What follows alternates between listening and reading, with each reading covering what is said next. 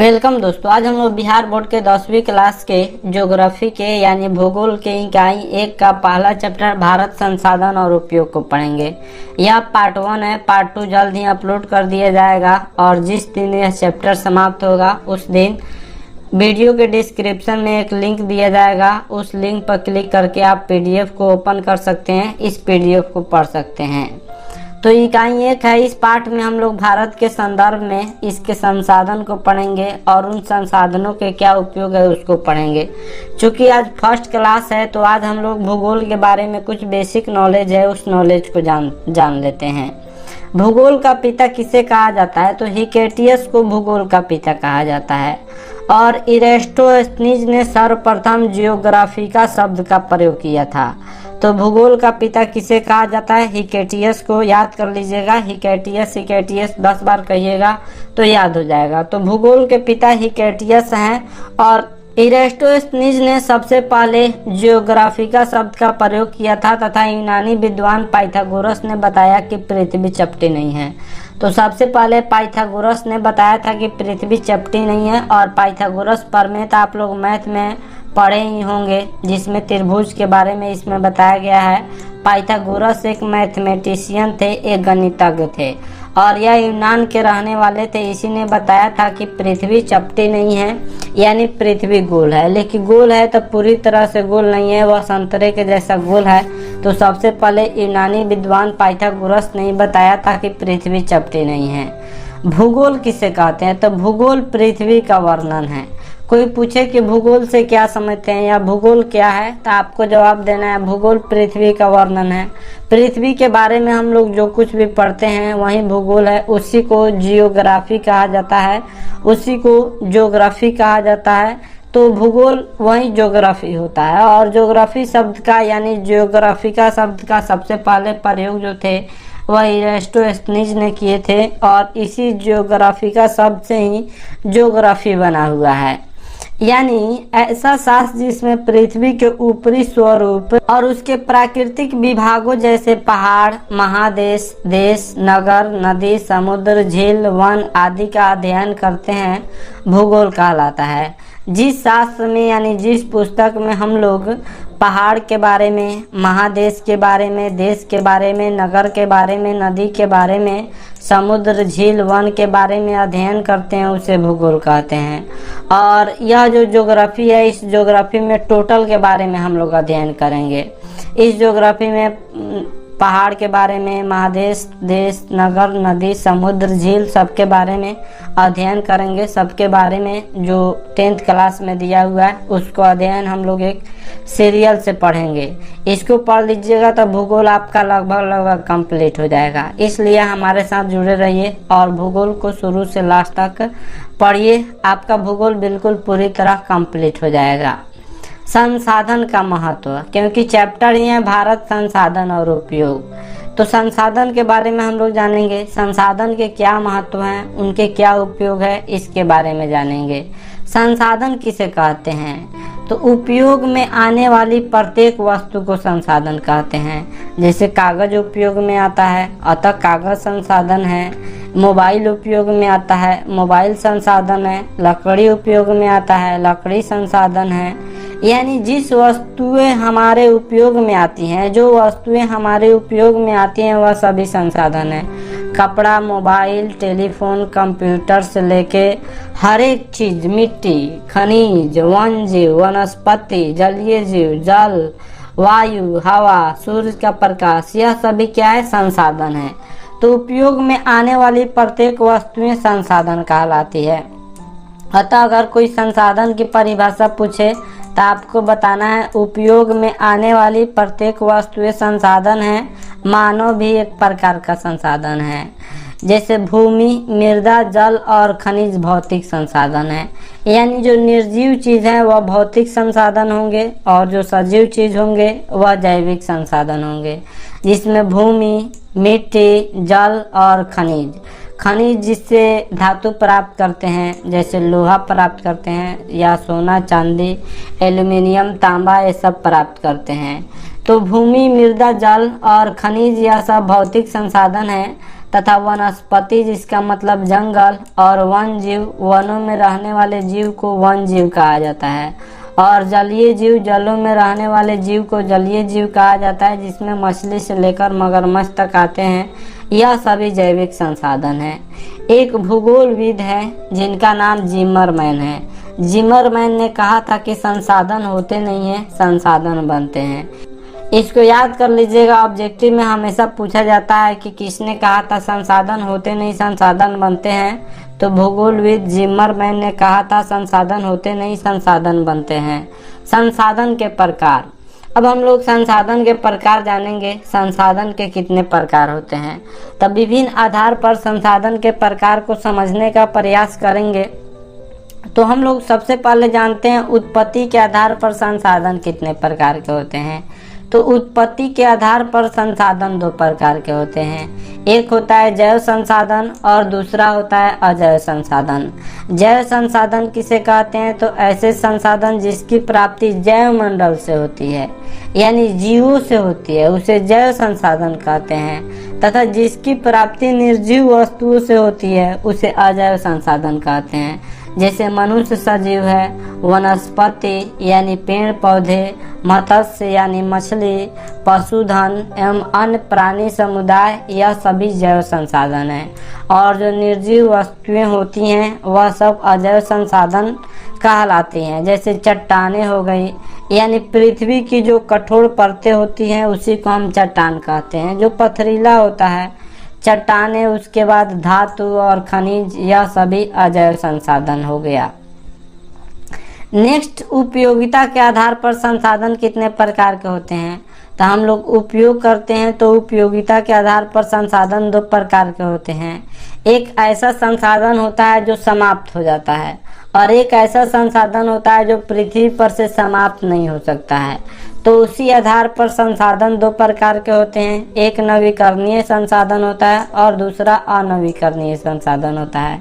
तो नवीकरणीय संसाधन किसे कहते हैं, वह ऐसे संसाधन जिन्हें भौतिक, रासायनिक या आंतरिक प्रक्रिया द्वारा नवीनीकृत या पुनः प्राप्त किए जा सकते हैं। जिस संसाधन को हम फिर दोबारा प्राप्त कर सकते हैं उसे नवीकरणीय संसाधन कहते हैं। जैसे सूर्य का ऊर्जा दोबारा प्राप्त कर सकते हैं, तो सौर ऊर्जा, सूर्य की ऊर्जा को सौर ऊर्जा कहते हैं। पवन ऊर्जा यानी हवा को हम दोबारा प्राप्त कर सकते हैं।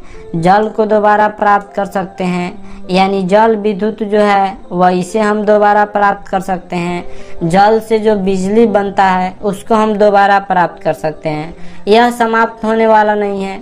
उसके बाद वन को भी हम लोग वन लगा के फिर दोबारा प्राप्त कर सकते हैं। और वन जीवों को भी हम लोग उसके पैदावार को, उसकी संतान को बढ़ाकर वन जीवों को संख्या को भी हम बढ़ा सकते हैं। तो इस तरह से जिन्हें हम दोबारा प्राप्त कर सकते हैं उसे नवीकरणीय संसाधन कहते हैं। और अनवीकरणीय संसाधन किसे कहते हैं, तो ऐसे संसाधन जिन्हें एक बार उपयोग करने के बाद फिर दोबारा प्राप्त नहीं कर सकते हैं, उसे अनवीकरणीय संसाधन कहते हैं। जैसे एक बार जब कोयला जल जाएगा तो वह राख हो जाएगा, फिर उसे प्राप्त नहीं कर सकते हैं। इस पृथ्वी पर सीमित मात्रा में कोयला है और एक वक्त ऐसा आएगा कि इस पृथ्वी पर से कोयला का भंडार समाप्त हो जाएगा। उसी तरह पेट्रोलियम भी इस पृथ्वी पर सीमित है। एक बार इसके उपयोग के बाद फिर दोबारा इसका उपयोग नहीं कर सकते हैं। फिर दोबारा के लिए जो इस पृथ्वी के नीचे पेट्रोलियम पाया जाता है उसको निकालना होता है।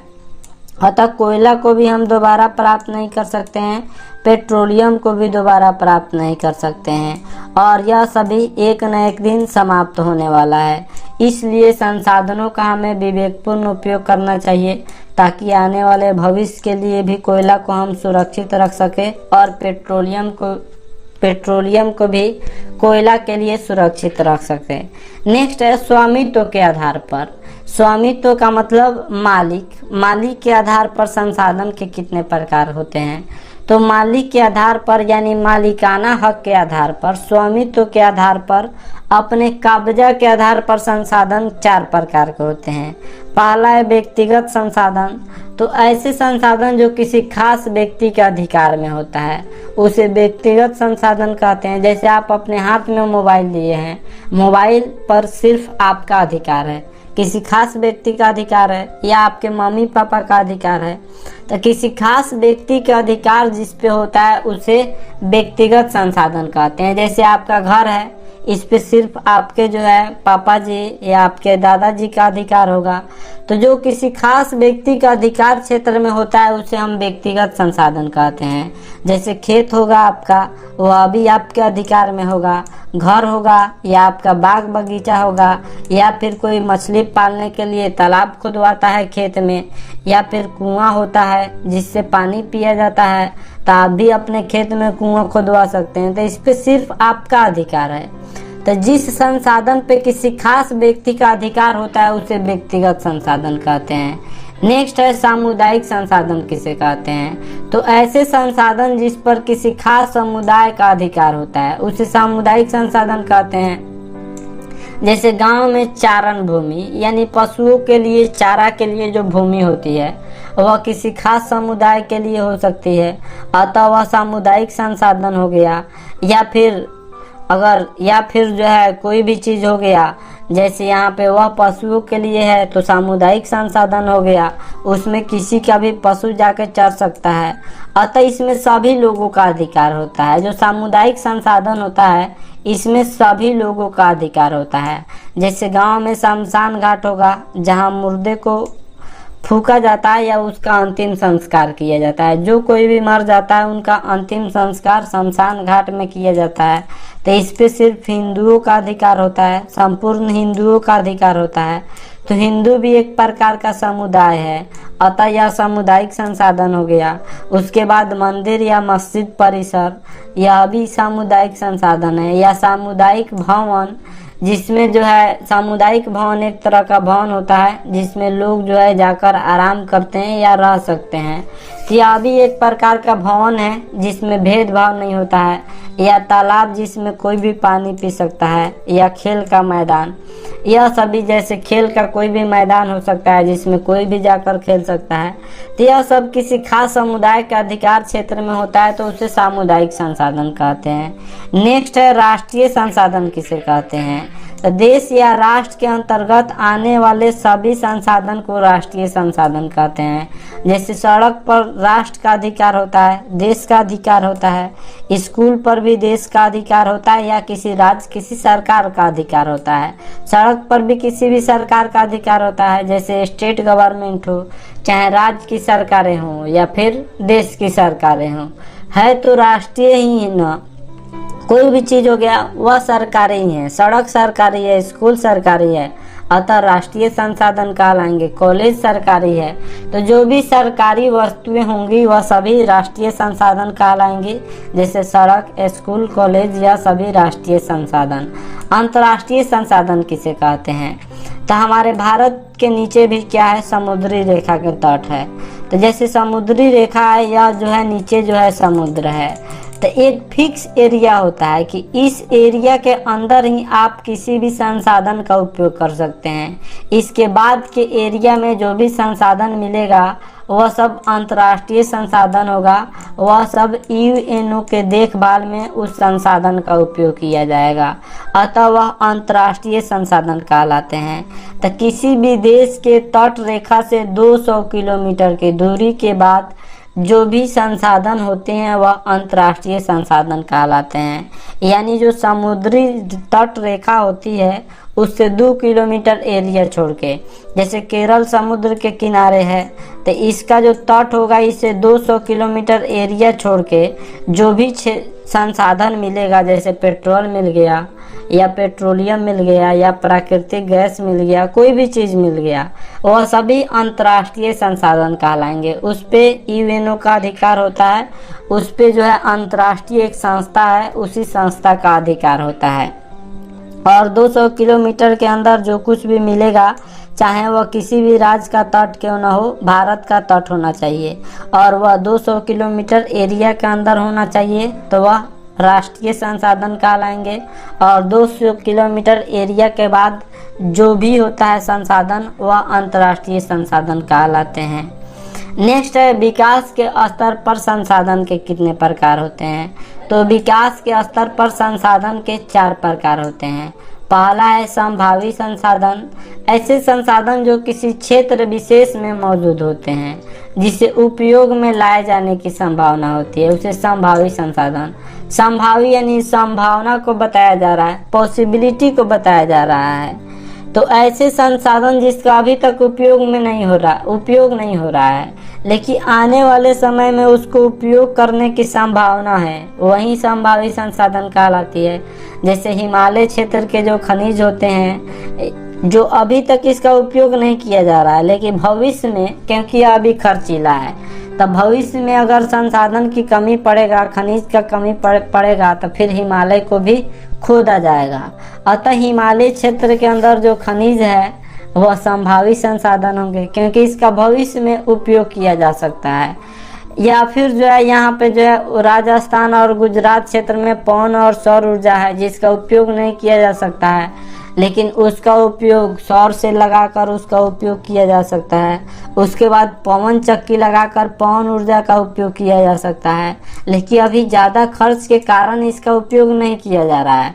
जैसे हिमालय क्षेत्र का खनिज है, ज़्यादा खर्च के कारण और ज़्यादा महंगा के कारण, ज़्यादा कठिनाई के कारण इसका उपयोग नहीं किया जा रहा है, लेकिन भविष्य में इसका उपयोग करने की संभावना होती है, वही संभावी संसाधन कहलाती है। नेक्स्ट है विकसित संसाधन किसे कहते हैं? तो ऐसे संसाधन जिनका सर्वेक्षण के पश्चात उपयोग हेतु मात्रा एवं गुणवत्ता का निर्धारण हो चुका है, उसे विकसित संसाधन कहते हैं। ऐसा संसाधन जिसका सर्वेक्षण हो चुका है कि हाँ पृथ्वी पर इतना ही कोयला है, इतना मात्रा में उपयोग करना है, उसकी मात्रा और गुणवत्ता का निर्धारण हो चुका है कि इससे अधिक अगर आप उपयोग कीजिएगा तो भविष्य के लिए यह चीज़ खतरा आ जाएगा, इस चीज़ की कमी हो जाएगी, बहुत ज़्यादा स्कार्सिटी हो जाएगी जिसके कारण हमारा जीवन स्तर गिर जाएगा। इसलिए एक लिमिट लगा दिया जाता है कि इस संसाधन सर्वेक्षण करके एक लिमिट लगा दिया जाता है कि इतना ही आप उपयोग कर सकते हैं, तो वह जो है विकसित संसाधन होंगे। जैसे कहीं पे अगर किसी खास एरिया में कहीं अगर भूमिगत जल मिले तो फिर एक लिमिट लगा दिया जाता है कि हाँ इतना देना है, इतना जल जो है प्रत्येक घर को यूज करना है, तो इस तरह से यह विकसित संसाधन कहलाएंगे। या फिर जो है कोई दूसरा चीज़ ले लीजिए, जैसे में सरकार जो आपको राशन देती है तो यह एक लिमिट होता है, उसका मात्रा और गुणवत्ता होता है। तो विकसित संसाधन में कोयला और पेट्रोलियम हो जाएंगे। जो राशन होंगे, अनाज होगा या नहीं होगा, विकसित संसाधन में कोयला और पेट्रोलियम होगा क्योंकि इसकी मात्रा और गुणवत्ता निर्धारण किया जा चुका है कि इतना ही इसका उपयोग करना है प्रत्येक देश के लिए। इससे ज़्यादा उपयोग कीजिएगा तब फिर भी आगे आने वाले समय में जो भविष्य की पीढ़ी है उस पीढ़ी के लिए खतरा बन जाएगा। यानी जो आने वाली पीढ़ी है उस पीढ़ी के लिए कोयला की कमी हो जाएगी, पेट्रोलियम की कमी हो जाएगी, जिसके कारण उनका जीवन स्तर गिर जाएगा। और पेट्रोलियम से ही देश चलता है। पेट्रोलियम में पेट्रोल, डीजल, केरोसिन तेल, पैराफिन, मोम, यही सब चीज़ आते हैं। अब पेट्रोलियम में प्राकृतिक गैस नहीं मिले तो खाना किस चीज़ से बनेगा? उसके बाद पेट्रोल डीजल नहीं मिले तो देश की लगभग पूरी अर्थव्यवस्था जो है वो पेट्रोलियम से ही चलती है, यानी पेट्रोल डीजल से ही चलती है। अगर यह रुक जाएगी तो फिर कोई भी देश रुक जाएगा। जैसे लॉकडाउन में नहीं चल रही थी गाड़ियाँ तो देश की अर्थव्यवस्था जो थी वह माइनस में चली गई। तो यही विकसित संसाधन जो होता है इसका सर्वेक्षण के पश्चात उपयोग हेतु मात्रा और गुणवत्ता का निर्धारण हो चुका है, वही होता है विकसित संसाधन, जैसे कोयला, पेट्रोलियम। लेकिन कोई देश मानता नहीं है पेट्रोलियम का भी दोहन हो रहा है, कोयला का भी दोहन हो रहा है। तो अगर हम लोग इसका विवेकपूर्ण उपयोग नहीं करेंगे तो आने वाले पीढ़ी के लिए थोड़ा खतरा हो जाएगा, उनके लिए कमी हो जाएगा कोयला, पेट्रोलियम या अन्य प्राकृतिक संसाधन। नेक्स्ट है भंडार संसाधन। ऐसे संसाधन पर्यावरण में उपलब्ध होते हैं तथा आवश्यकताओं की पूर्ति में सक्षम होते हैं, जिन्हें उच्च तकनीक के सहायता से ला सकते हैं, उसे भंडार संसाधन कहते हैं। जिस संसाधन को हाई टेक्नोलॉजी की सहायता से यानी उच्च तकनीक के सहायता से उपयोग में ला सकते हैं उसे भंडार संसाधन कहते हैं।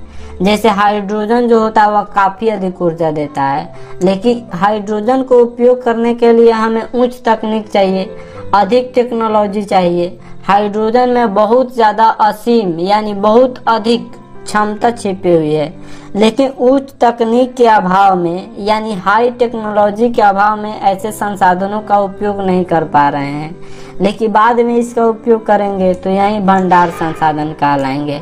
हमारे पास जल है, इस जल में हाइड्रोजन और ऑक्सीजन होता है। जल का जो सूत्र होता है वह H2O होता है। जल में हाइड्रोजन और ऑक्सीजन होता है, तो इसमें जो हाइड्रोजन होता है वह काफ़ी अधिक ऊर्जा उत्पादन करता है, लेकिन जल से हाइड्रोजन निकालने के लिए हमें हाई टेक्नोलॉजी की आवश्यकता होती है। जो जिसके पास भी उच्च तकनीक होगा, हाई टेक्नोलॉजी होगा, वही हाइड्रोजन ऊर्जा का उपयोग कर सकता है। तो उच्च तकनीक के अभाव में ऐसे संसाधनों का उपयोग नहीं कर पा रहे हैं, इसलिए यह भंडार संसाधन कहलाएंगे। ऐसे संसाधन जिसका उपयोग उच्च तकनीक के आधार पर किया जा सकता है, उच्च तकनीक से किया जा सकता है, उसे भंडार संसाधन कहते हैं। नेक्स्ट है संचित कोश संसाधन। ऐसे संसाधन भंडार संसाधन के ही अंश होते हैं। जो संचित कोश संसाधन होते हैं भंडार संसाधन के अंश होते हैं, जिसे उपलब्ध तकनीक के आधार पर प्रयोग में लाया जा सकता है, लेकिन इसका अभी प्रयोग नहीं हो रहा है। यह भविष्य की पूंजी है। जैसे नदी का जल बह रहा है और उस पे अगर बांध बना दिया जाएगा तो उससे बिजली उत्पन्न होने लगेगा, जल विद्युत उत्पन्न होने लगेगा। तो भविष्य में उस पे बांध बना के हम जल विद्युत उत्पन्न कर सकते हैं, लेकिन अभी उसका उपयोग नहीं कर रहे हैं, अतः यह संचित कोश संसाधन कहलाएगा। तो ऐसे संसाधन जिसका अभी उपयोग नहीं हो रहा है लेकिन भविष्य में उसका उपयोग होगा, वह संचित कोश संसाधन कहलाएगा। तो इस तरह से हम लोग संसाधन के बारे में पढ़ लिए। संसाधन जो होते हैं, संसाधन दो प्रकार के होते हैं उत्पत्ति के आधार पर, जैव संसाधन और अजैव संसाधन। उत्पत्ति के आधार पर संसाधन दो प्रकार के होते हैं, याद कर लीजिएगा। जिसकी प्राप्ति जैव मंडल से होती है जैव संसाधन, जिसकी प्राप्ति निर्जीव वस्तुओं से होती है अजैव संसाधन। जैव संसाधन में सजीव आ जाएगा जैसे मनुष्य, पेड़ पौधे, मछली। अजैव संसाधन में निर्जीव आ जाएगा जैसे चट्टान, मिट्टी, धातु, खनिज, यह सब अजैव संसाधन हो जाएगा। उपयोगिता के आधार पर संसाधन दो प्रकार के होते हैं, नवीकरणीय, अनवीकरणीय। ऐसे संसाधन जिसका उपयोग हम फिर दोबारा कर सकते हैं, नवीकरणीय संसाधन जैसे सूर्य की ऊर्जा, पवन की ऊर्जा, जल विद्युत, वन एवं वन प्राणी। अनवीकरणीय संसाधन किसे कहते हैं? तो ऐसे संसाधन जिसका उपयोग एक बार करने के बाद दोबारा नहीं कर सकते हैं, अनवीकरणीय संसाधन जैसे कोयला, पेट्रोलियम। स्वामित्व के आधार पर यानी मालिक के आधार पर संसाधन चार प्रकार के होते हैं। व्यक्तिगत संसाधन जो किसी खास व्यक्ति के अधिकार में होते हैं, व्यक्तिगत संसाधन जैसे घर, खेत, बाग बगीचा, कुआं, नल, जल, ये सब जितना भी होगा व्यक्तिगत संसाधन होगा। सामुदायिक संसाधन जो किसी खास समुदाय के अधिकार में होता है, जैसे गांव में चारण भूमि यानी चारा की भूमि, जैसे कोई भी जो है मैदान हो गया जिसमें पशुओं को चराया जाता है, या फिर शमशान घाट या मंदिर, मस्जिद, या फिर सामुदायिक भवन जिसमें सभी लोग एक साथ रह सकते हैं, भेदभाव नहीं होता, या तालाब में हर कोई नहा सकता है, खेल के मैदान में हर कोई खेल सकता है। तो जो किसी खास समुदाय का अधिकार क्षेत्र में होता है उसे सामुदायिक संसाधन कहते हैं, और जो किसी देश या राष्ट्र के अंतर्गत आता है उसे राष्ट्रीय संसाधन कहते हैं, जैसे सड़क, स्कूल, कॉलेज या कोई भी सरकारी चीज होगा सब राष्ट्रीय संसाधन होगा। अंतर्राष्ट्रीय संसाधन जो अंतर्राष्ट्रीय संस्था जिसका नियंत्रण करती है उसे अंतर्राष्ट्रीय संसाधन कहते हैं। तट रेखा से 200 किलोमीटर एरिया छांट के बाकी जितने भी संसाधन प्राप्त होते हैं सभी संसाधन अंतर्राष्ट्रीय संस्था के अंतर्गत आती है। विकास के आधार पर संसाधन चार प्रकार के होते हैं। संभावी संसाधन जिसका हमें भविष्य में उपयोग में लाए जाने की संभावना है लेकिन अभी ज़्यादा खर्च के कारण उसका उपयोग नहीं कर पा रहे हैं, वह संभावी संसाधन कहलाते हैं। जैसे हिमालय के अंदर के जो खनिज होंगे जिसका उत्खनन अभी नहीं हुआ है लेकिन भविष्य में उसका हो सकता है, या राजस्थान के जो सौर ऊर्जा, सूरज की ऊर्जा है, या गुजरात क्षेत्र में पवन ऊर्जा है जहाँ पे हवाएं चलती है, पवन चक्की लगाकर या फिर सोलर से लगाकर सौर ऊर्जा का उपयोग कर सकते हैं, लेकिन अभी तक उसका उपयोग नहीं हो रहा है। भविष्य में इसका उपयोग करने की संभावना होती है, संभावित संसाधन कहलाएंगे। विकसित संसाधन जिसका सर्वेक्षण के पश्चात उपयोग हेतु मात्रा और गुणवत्ता का निर्धारण हो चुका है, जैसे कोयला, पेट्रोलियम, इसके मात्रा और गुणवत्ता का निर्धारण हो चुका है कि पृथ्वी पर इतना ही कोयला, पेट्रोलियम है और इस हिसाब से इसका उपयोग करना है। तो यह विकसित संसाधन कहलाएगा। भंडार संसाधन उस संसाधन को कहते हैं जहाँ पे उच्च तकनीक के आधार पर उसका उपयोग में लाया जा सकता है, हाई टेक्नोलॉजी के आधार पर। जैसे हाइड्रोजन में बहुत ज़्यादा ऊर्जा होती है, लेकिन उसके लिए हाई टेक्नोलॉजी की आवश्यकता होती है। जिस देश के पास टेक्नोलॉजी होता है वह उपयोग करता है। जैसे जर्मनी में हाइड्रोजन से ट्रेन चलती है, तो जर्मनी के पास टेक्नोलॉजी अधिक होता है, इसीलिए वह जल से ट्रेन चलाता है।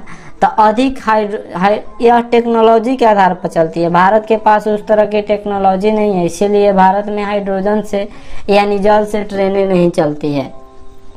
संचित को संसाधन किसे कहते हैं? तो ऐसे संसाधन जिसका उपयोग हम तकनीक के आधार पर कर सकते हैं, और इसे भविष्य की पूंजी कहा जाता है। संचित को संसाधन के जैसे नदी जल भविष्य में इसका उपयोग कर सकते हैं, इस पे बांध बना के और बिजली उत्पन्न कर सकते हैं, लेकिन अभी नहीं बना हुआ है। तो कोई भी नदी है उस पे बांध बना के बिजली उत्पन्न कर सकते हैं। यह एग्जाम्पल में है, अभी इसका उपयोग नहीं हो रहा है, लेकिन बाद में उपयोग करने की संभावना होती है, संचित को संसाधन कहलाती है। तो ये था चैप्टर 1 का पार्ट 1, चैप्टर 1 जिसका नाम है भारत संसाधन एवं उपयोग। तो इसके व्याख्या के बारे में हम लोग पढ़ लिए, इसके महत्वपूर्ण टॉपिक को पढ़ लिए। आशा करता हूँ यह वीडियो आपसे काफ़ी पसंद आया होगा। हमारे चैनल को सब्सक्राइब करें, इस वीडियो को लाइक करें तथा अधिक से अधिक शेयर करें। Thanks for watching my video.